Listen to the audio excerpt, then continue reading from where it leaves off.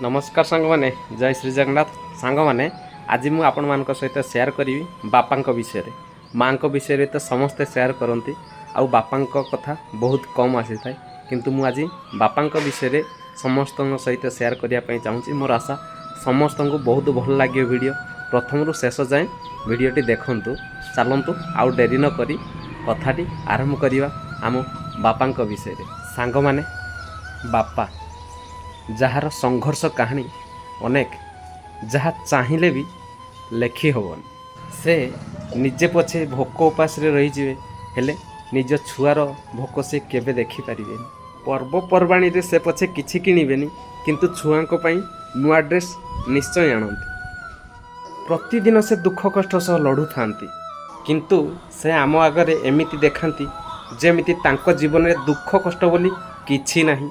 घरर समस्ते टिके शांति रे रहिबे बोली से पाचेरी होई छिड़ा हुंती।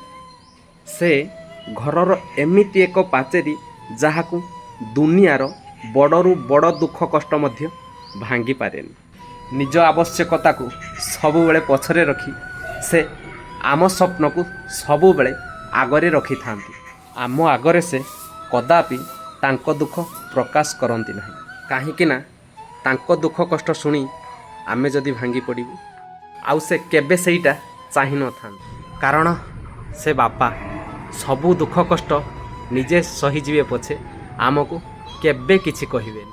कौन सांग माने सत कहली तो मोर आशा आज बापा प्रसंग समस्त को बहुत भल लगी आउ जदि भल लगी था ताल निश्चित भाव में लाइक शेयर करेंगे आउ कमेंट करी जनइबे बापा कथा केमिति लागिला। आउ हाँ सांग माने सब्सक्राइब करिया को जमा भूलिबेनी। आज पई एतिकी पुणी आपण मानक सहित देखाबो नुआ कथा नहीं नुआ वीडियो सह रहुची।